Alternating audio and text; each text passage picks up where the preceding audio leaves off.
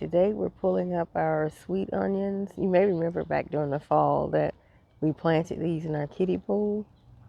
So you see they came out a pretty good size. So if I had to rate the production and the size of the sweet onions, I would give this maybe a strong 5 or a 6. I believe they may have gotten larger if they had been in a larger container. I don't know.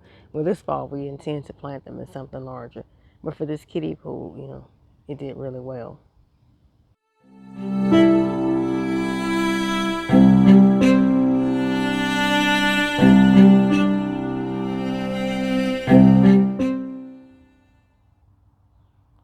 All right, over here is what's left of our garlic. You may remember in another video where I said Atlas was helping himself to them. Well, apparently he ate all of my garlic bulbs, and these are the only 2 that survived. So,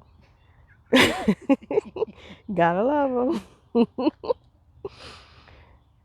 All right. So over here, you can see we dug the turnips up.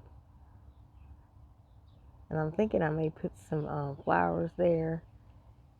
And maybe some more bean seeds, because as you can see, we've had a little washout with all this rain.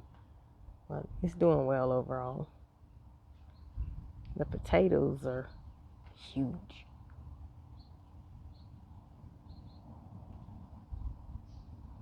And there's our friends over there asleep.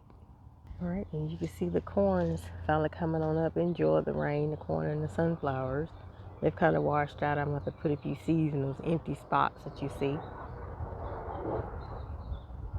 But I'm still pleased even with all the washout.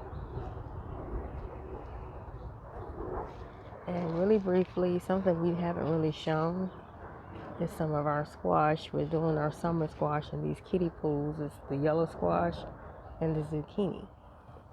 As you can see, I have actual squash opening, the females, but by me not having any male flowers, we're not going to really get any squash yet because they're not being pollinated. And that's very unusual. In the last 2 years, I've had this problem, if you want to call it that. I usually have mostly males and no females for the first 3 weeks. And last year and this year, I've had all females and no males. So I don't know why.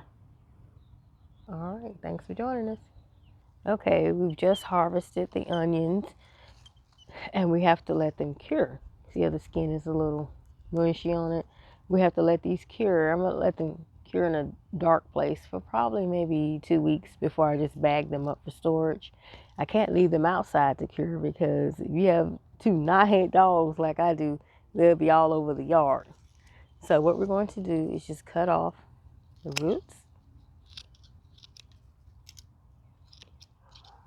like that, and I want to cut off the top.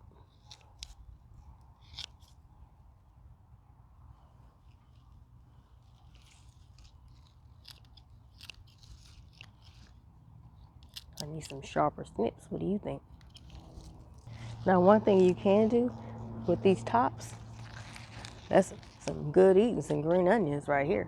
So what I'm going to do is just wash them up, slice them up, and put them in the freezer. And then let our onions cure for a couple of weeks.